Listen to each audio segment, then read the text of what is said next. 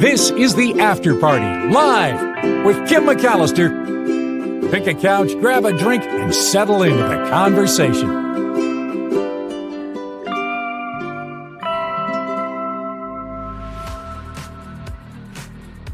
It is the After Party live on a Waterfall Wednesday.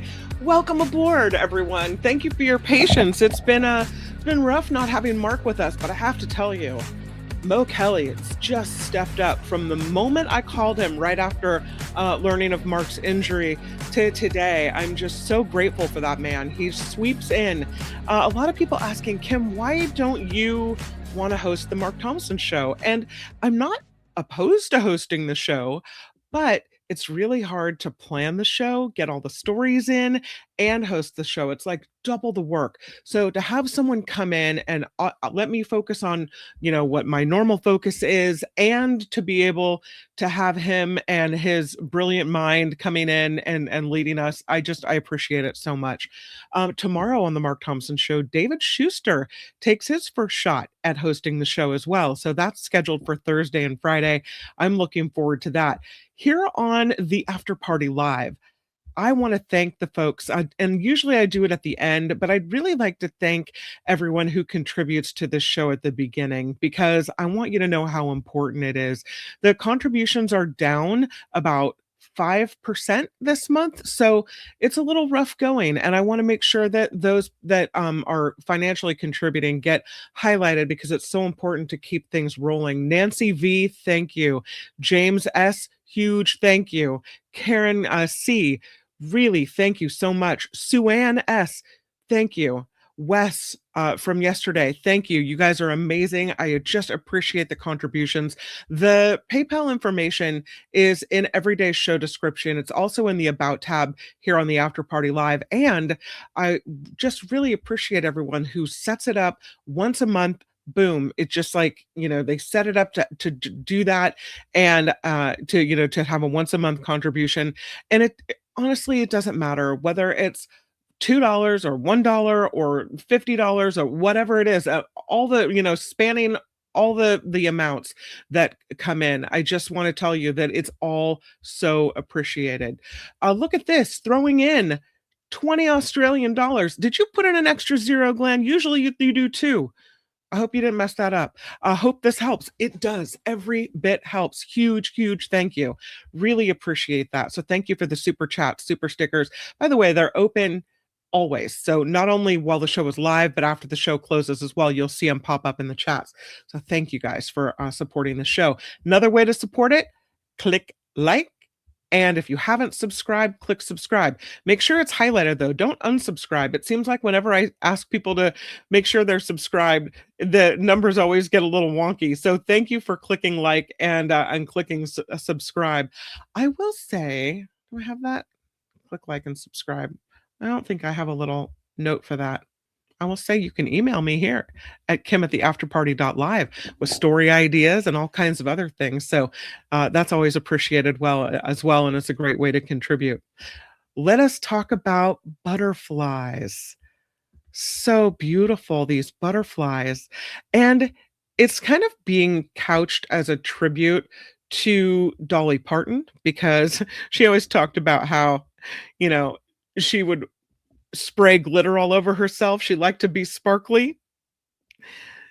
It's being couched as a way to honor Dolly Parton, because we know that glitter, old kind of glitter, is really not good for the environment. Little chunks of metal all over the place. But researchers are looking to butterfly wing crystals to create this whole new type of glitter, a new eco-friendly glitter. I think Belinda will love this. Yeah, pretty good. And so the chemists at the American Chemical Society at their fall meeting talked about the experimenting going on with manufacturing glittery, eco-friendly hues that retained their vibrancy far longer than standard glitter. And it's interesting they mentioned Dolly Parton, because her favorite animal is also the butterfly. We saw that last night with the tribute done in Florida that Wes mentioned at one of the Hard Rock Seminole properties. They had glitter and sparkly lights and butterflies. Apparently, there are a lot of molecules in nature that absorb certain light wavelengths while reflecting others as visible color. It's the chlorophyll inside plants responsible for bright shades of green. Uh, Carotenoids in carrots produce trademark orange. And over time, the colors begin breaking down at a chemical level after prolonged exposure to environmental elements and sunlight. But natural colors can also be created by a molecule's crystalline structure. So instead of absorbing light, these arrangements bend and scatter wavelengths in ways that only allow certain hues to remain visible. Iridescent peacock feathers are mentioned in this popular science article as showcasing these dynamics, and thousands of butterflies. And unlike other pigments, structural colors maintain their vibrancy while also remaining durable. One of the chemical engineers at Northeastern University, Lila Daravi, says because structural color arises from the physical architecture of the material rather than light absorption by biomolecule, it does not fade over time. So they're looking at this particular species of butterfly seen on the screen, the clouded sulfur, also the white cabbage. And they're studying these butterflies' turins. The word is spelled with a P in front, Pterin, turin. Those are compounds associated with DNA, and they're found on the surface of insect wings. And so, and this is cool, the researchers believe pigment manufacturing could benefit from swapping out artificial and frequently toxic materials for varying sizes and density of these turin crystals found on butterflies.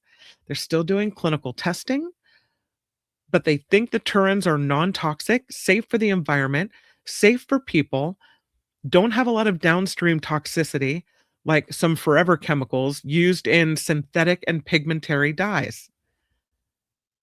Creating turins in a lab has often required organic solvents. Um, so they're looking at crystallization that will be ecologically and medically not harmful. They say if the butterflies can do this without these organic solvents, how can we replicate this natural process in the lab? So they've spent months developing this new method to quickly precipitate crystals from solutions with varying portions of salt, water, and acids. And the results safely create artificial turin structures within minutes with far less need for organic solvents. Now, right now, they can only produce a little bit at a time. So they're investigating ways to scale the strategy. But eventually, perhaps butterfly crystals will lead us to beautiful, sparkly glitter that's not bad for the environment. Gotta love that. I'm all for some Dolly glitter. Yes, was it yesterday on the show? I forget who mentioned it. That this, I think it was David K. Johnston that mentioned on the Mark Thompson show, this story, this new study about CTE, which is this brain injury seen in football players. There's a new study that suggests that at least 1 in 4 former NFL players may have CTE. So David K. Johnston says that, and immediately I think, wow, what a massive headline. I have to know more.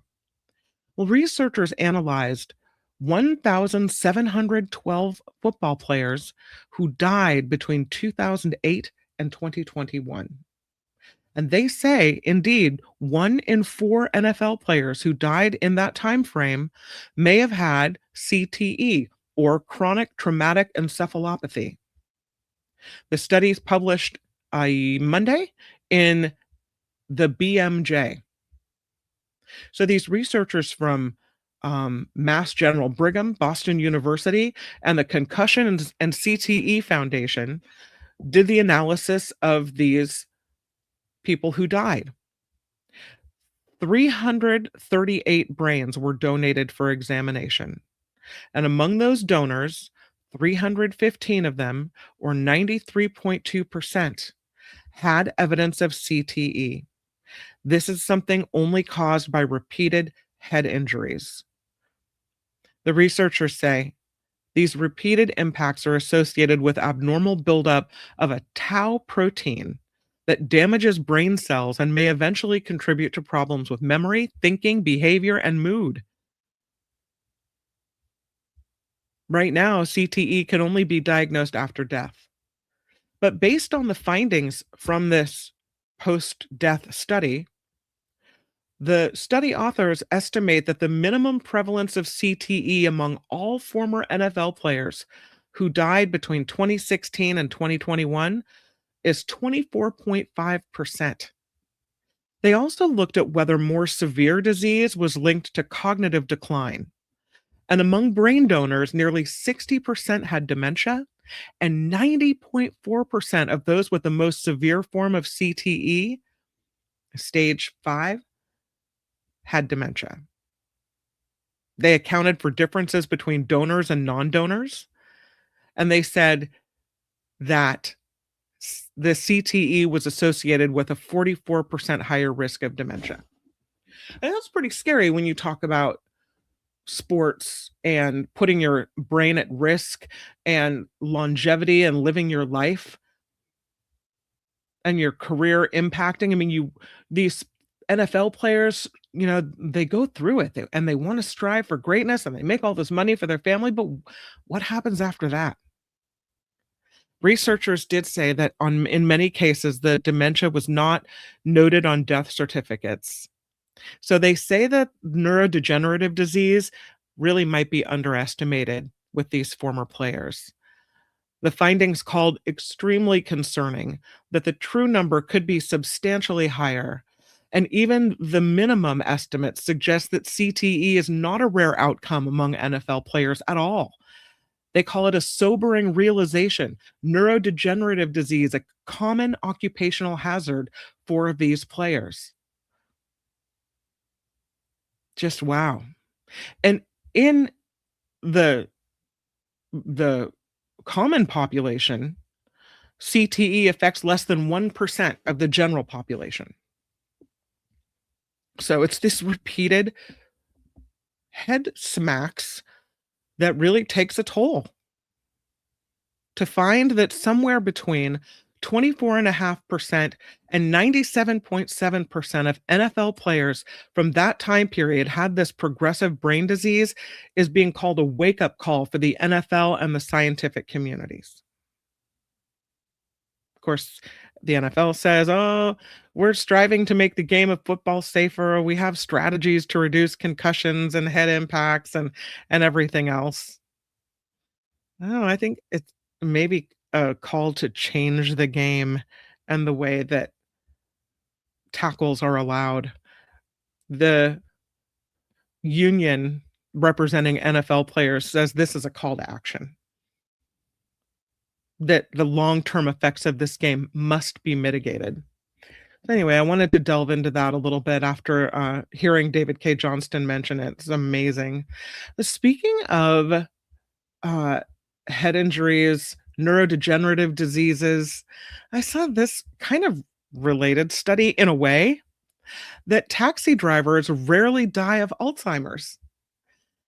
They have complex mental maps and spatial reasoning, and those things might actually protect the brain.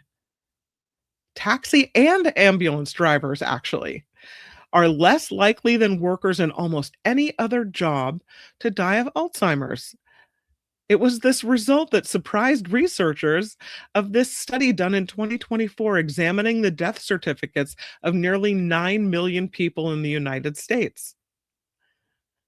They said the findings stopped them in their tracks because these two jobs rely on the same thing, maps.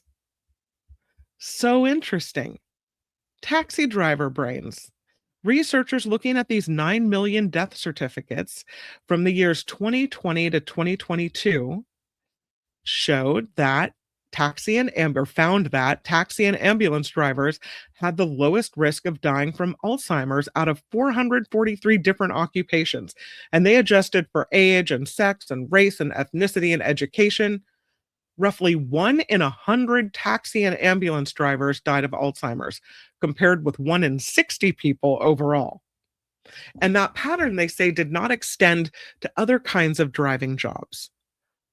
The researchers concluding the key to reducing the risk of Alzheimer's wasn't driving itself, but the continuous real-time navigation, the constant work of locating yourself in space, tracking a destination, updating a mental map as conditions change. Drivers whose jobs relied on fixed, predetermined routes, like bus drivers or aircraft pilots, did not seem to experience a similar advantage.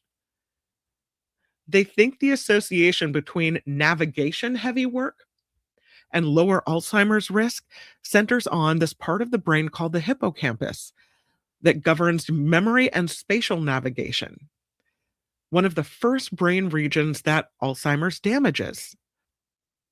And problems with your spatial navigation and your orientation in the world, those are among the earliest signs of the disease.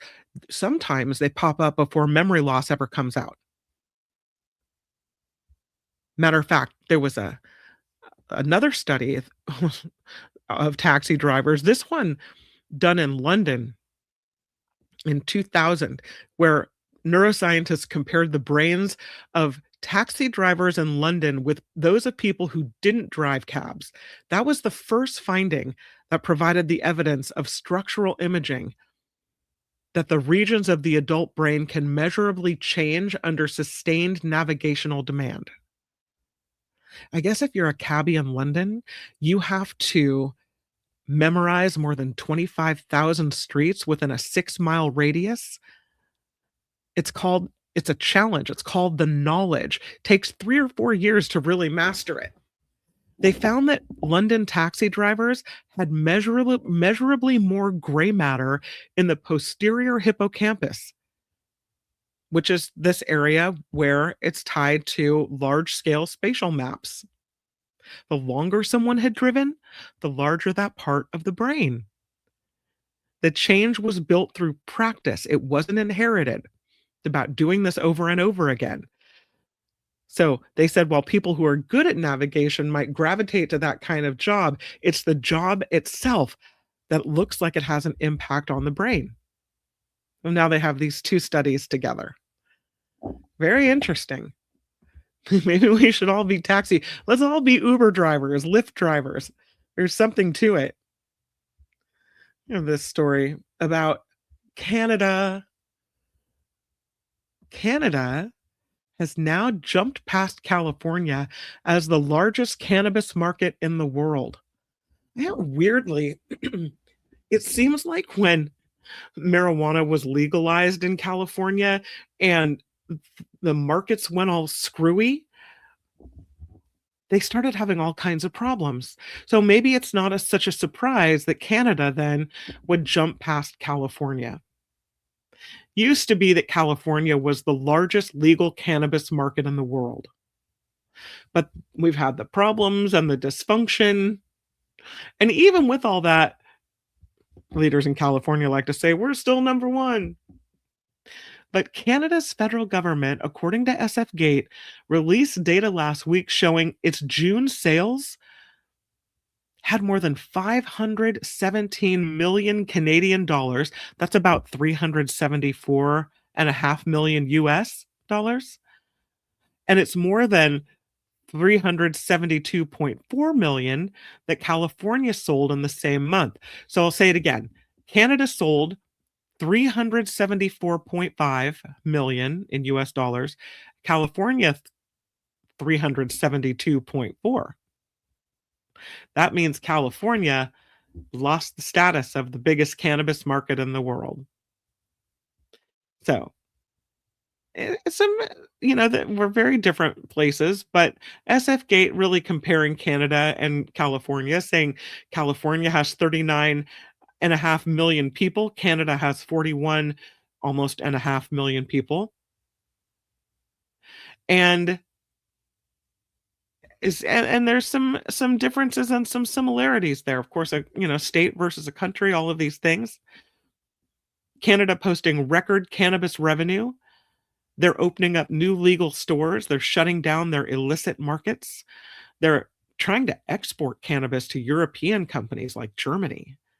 And California is going the opposite way. The legal sales have really tanked. They peaked in 2021, but there was kind of a lackluster retail performance, and there's been a drop in prices. So that means even when more products are sold, the revenue goes down, right? The prices are a little lower. And declining retail stores also have been hit by certain counties in California that ban retail cannabis. So in California, the underground, the illicit markets have continued to thrive. And California is not able to legally export cannabis internationally. Can't even take it across state lines legally. So, of course, Canada has some advantages in this way. But an interesting new development. I have this story about the lunar eclipse. We heard the other day on the Mark Thompson show, Professor Andrew Fracknoy talk about the lunar eclipse, but I wanted to bring it up again because it is happening. It's Thursday, and SF Gate had this article about how you can see it from the California skies when the moon will have this red, coppery color. By the way, I have to apologize to Rand Thalling, who usually catches the show after the fact and is lovely about leaving comments. Because I remember the other day when I had this thing about Elon Musk damaging the moon?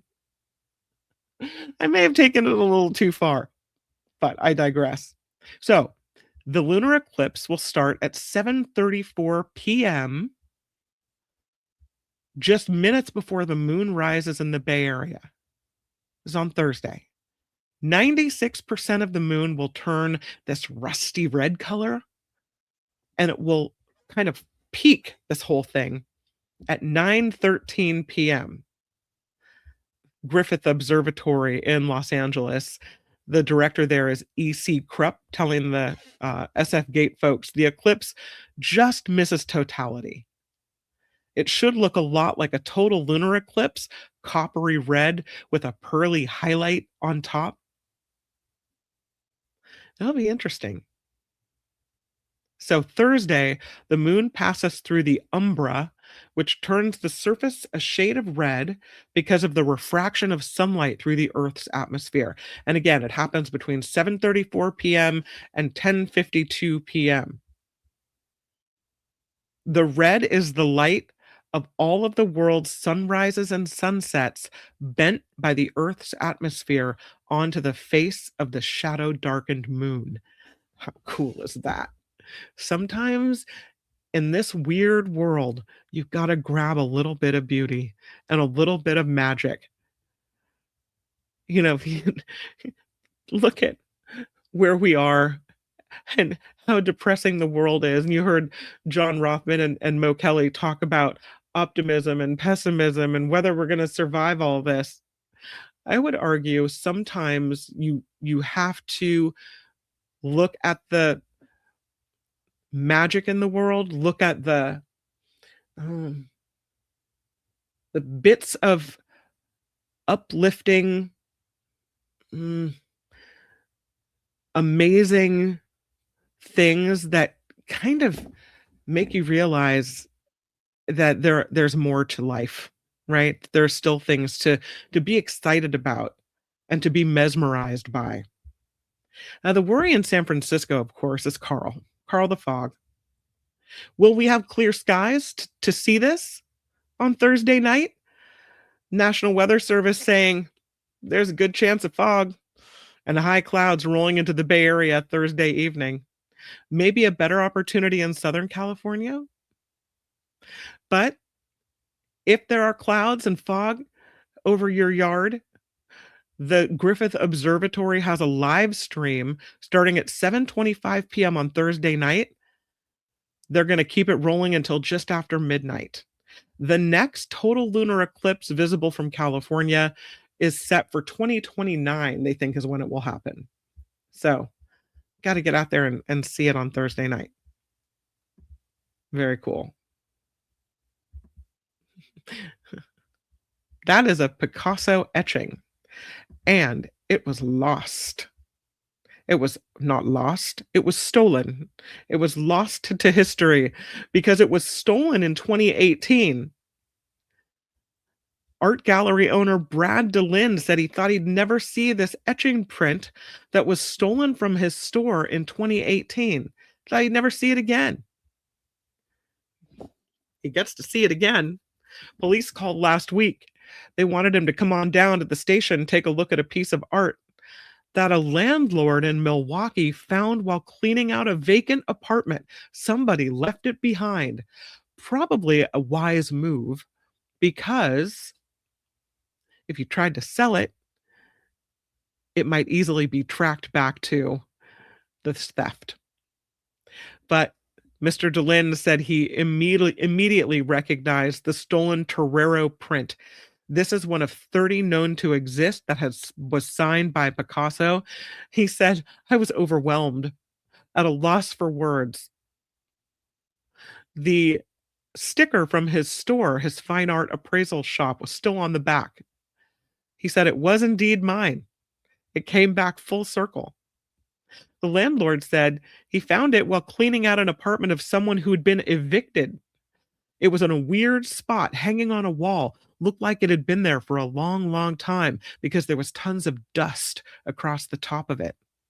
He said he showed it to an antique dealer friend who recognized it as a Picasso, said it appeared to be the one that Mr. DeLinde reported stolen a few years ago. They gave it to police, who then contacted DeLinde. He said when the police called, he was in disbelief. The Milwaukee police say the statute of limitations for theft and property crime is usually about 6 years, but this particular case remains under investigation. The year it was stolen, this piece was appraised at between $35,000 and $50,000. And DeLinde says he doesn't think the value has changed much. It might be closer to $50,000 now. Right now, the Milwaukee police still have it. They're dealing with the insurance issues and the criminal case and all of these things.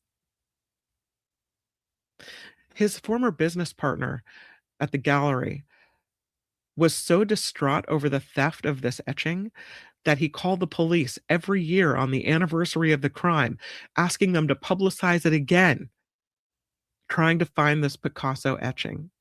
And he ended up passing away in February of this year. So DeLinde says his former business partner would be delighted that it has been returned, or that it will be returned.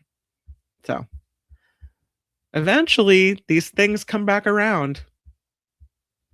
There is a warning at Disneyland. We've done a couple of stories about the issues on the log ride, people standing up and falling off. Well, it's so serious now that Disneyland has these new warning signs that they have put up. And they say, listen, if you stand up on the log ride, you could be kicked out of the park, removed. And we're not giving you your $150 back, or however much it costs now to get into Disneyland. Teams are evaluating several types of actions at Disneyland to help enforce the safety rules at Tiana's Bayou Adventure. So they've got a new kind of blurb, little speech played over and over again over the loudspeaker as you stand in line to board the ride, talking about the safety rules. Don't stand up. They'll warn you verbally. And they say they also have signage that has been installed. Now, there was a 13-year-old boy who exited his ride vehicle on Tiana's Bayou Adventure, and the cast member had to stop the ride. Turns out that kid was okay, but that was just luck, right? The video from the incident shows the teen sliding down the attraction's 50-foot drop after exiting the log at the top of the hill. He first falls onto the side of the slide and then tumbles backward to the bottom. He'd go to the local hospital. and as a precaution, but he was later released and he had no serious injuries. There was another incident as well. So the log ride used to be Splash Mountain. It's now Tiana's Bayou Adventure, and it doesn't have lap bars or seat belts. And until this whole thing with people starting to stand up happened, everything was fine. So now they say, all right, not only are we going to give you the verbal warning while you stand in line, we're going to have to put these signs up. I'm telling you, Tourons, this is why we can't have nice things. Who stands up on the log ride? Don't do it. Don't do it. They say you may be removed from the park if you pull this kind of stunt. So there you have it. It is time for Waterfall Wednesday. If the moon story didn't relax you, how about some waterfalls? Take a big, deep, collective breath.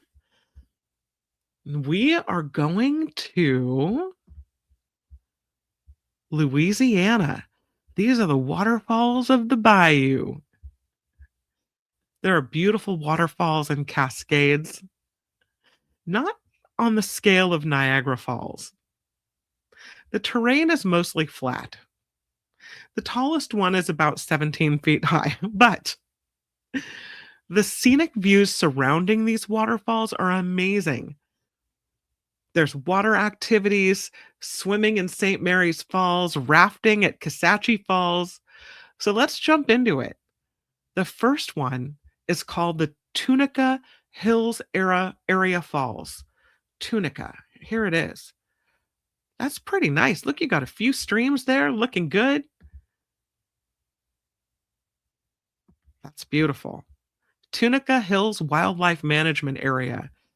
This is more of a seasonal waterfall. Got to wait for a heavy rainfall period to see them because they're almost non-existent during other times. This one is not to be confused with the Tunica Falls that's in the neighboring state of Mississippi. This is the one in the Bayou country. But you can hike out here. It's a little bit strenuous, about nearly 5 miles.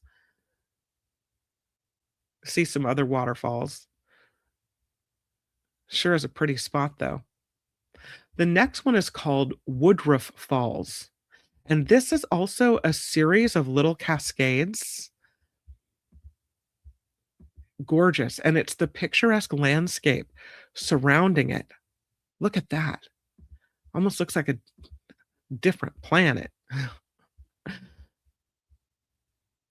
It's a rocky ledge on the Woodruff Ditch near the Mississippi River.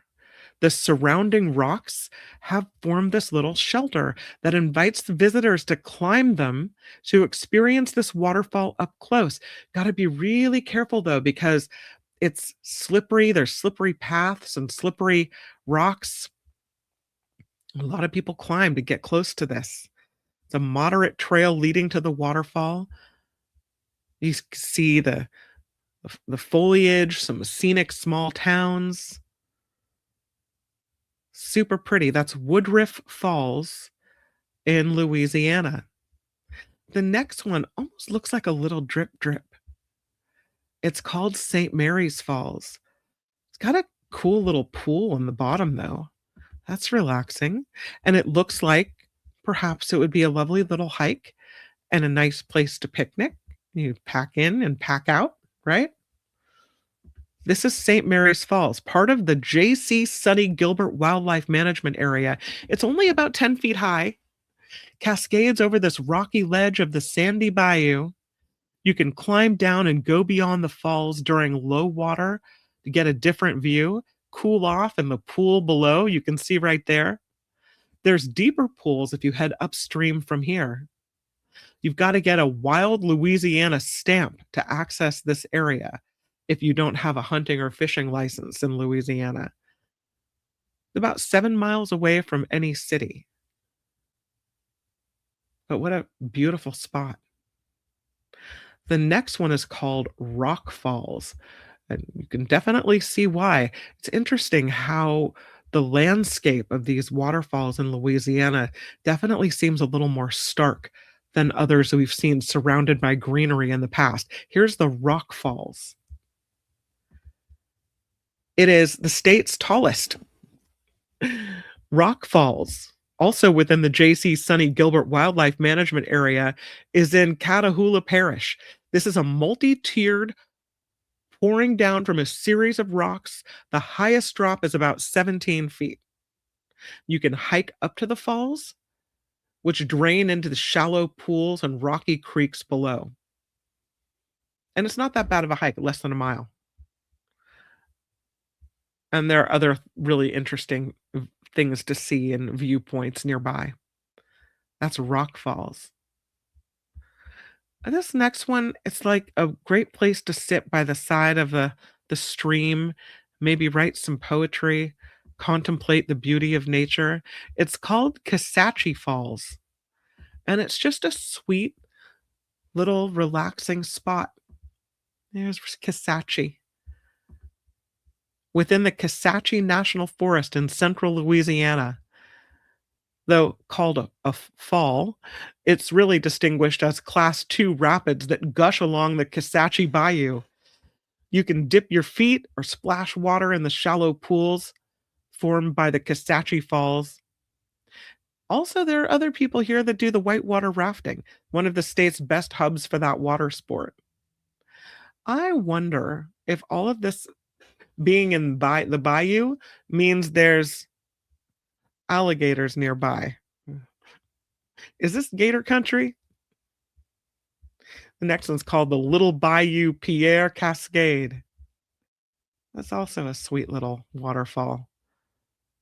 And here it is. Not much of a drop, but if you happened upon it, it would be a lovely sight. There it is. The Little Bayou Pierre Cascade. It's technically a Class 2 rapid formed on the Little Bayou Pierre near the Pizan Ridge Wildlife Management Area. The river drops really not more than 5 feet in multi-tiers as it flows through this series of rock ledges. And in the summer, the waters become a hotspot for kayaking and canoeing. It's accessed by a short walk, and there's other activities nearby as well. So that's what we have in the Bayou country. Just a series of sweet little waterfalls from Tunica to Woodruff to St. Mary's, Rock Falls to Kisatchie, and Little Bayou Pierre. Did you pick a favorite? You got one in mind? They're very similar. The water is so brown. Well, it's the bayou. It's the bayou. It's all right. You can't educate idiots. That's true. Yeah. Looking at the chat. Bayou Pierre is what the Sizzle's favorite. Let me go back to Oh, that is Bayou Pierre that I have it on. Bayou Pierre. Nice. All right. Well, that, my friends, is Waterfall Wednesday. Despite the brown water, I hope it was a little relaxing. Take time out, look at some waterfalls and the beauty of the world. Wonderful. Going back to the chat, see what you guys are talking about. Oh, you're looking at Teacher Lori's talking about, I think, the marijuana in Canada, hoping they can ramp up the production fast. Yeah. They're going to tax it. Tariffs are going to be a big problem, right? Here's an interesting comment regarding the taxi drivers and the lack of Alzheimer's. The gloomy Maine Coon says it would be ironic if breathing in exhaust and fumes on a daily basis actually prevents dementia. I don't think it's about the fumes. It's about the area in your brain that's exercised. But interesting point, I think. Teacher Lori says constantly navigating and adjusting for changes due to traffic is like puzzle solving. But this goes down if checked in 10 to 20 years. If they don't have to think much anymore, if they retire, they don't exercise that part of the brain. I don't know. They looked at, it was death certificates. So you would think that, these are people that hadn't driven for a while. But who knows? Who knows? What the Sizzle says, I ordered seeds from Canada years before cannabis was legal in California. So you know just where to go. Look at you. How polite of the eclipse, says Vanessa, to occur at such a decent hour. Yeah, 7 to 10. You don't have to wake up in the middle of the night. This is great. Santa Cruz, possibly fog, says Yvonne. Yeah, that happens. Heather having a blood pressure issue. Oh no, we have to send some love to Heather. I have a couple of people to send love to. Heather with the high blood pressure issue, which I hope is resolved, and I hope you're doing okay and that they get it all figured out. Mark with his broken ankle, hopped up on pain medication, and Tom Malloy, huge love being sent out into the universe for Tom Malloy and his son Kelly.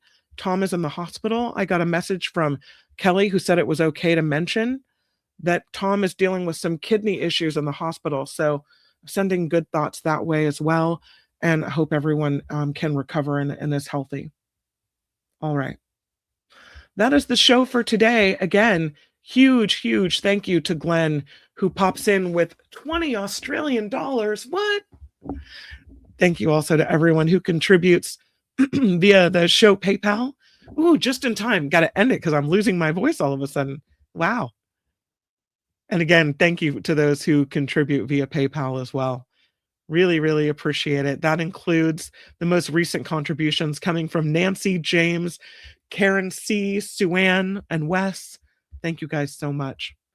Tomorrow, David Schuster takes the helm on the Mark Thompson Show. He'll be in the captain's chair. I'm looking forward to it. We've got David Katz on the show as well. Going to be really fun. And then, of course, tomorrow here is Trivia Thursday, followed by 5 p.m. Pacific, news that made you drink. And there's a lot of that news this week, I have to say. All right, everyone. Go forth, make it a really wonderful rest of your Wednesday, and I will see you back here on YouTube tomorrow. Bye, everybody. The After Party Live would like to thank the following contributors and viewers like you.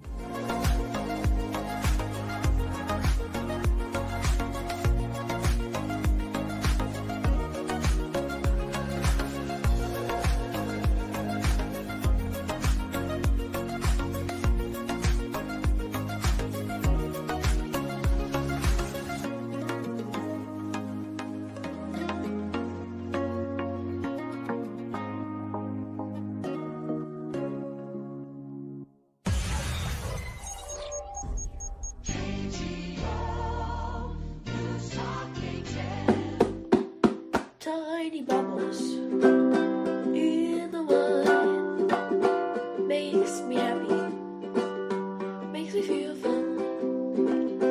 Tiny bubbles makes me warm all over with a feeling that I'm gonna love you till the end of time.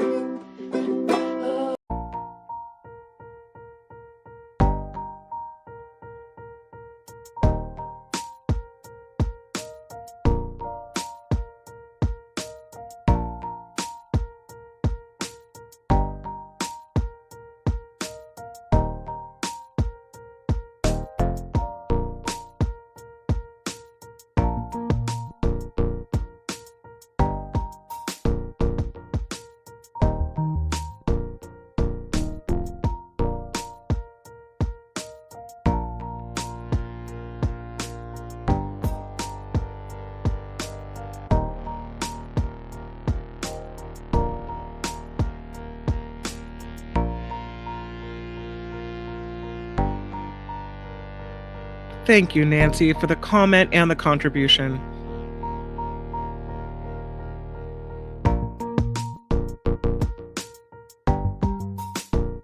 Thank you for the comment and the contribution, Nancy. Really appreciate that.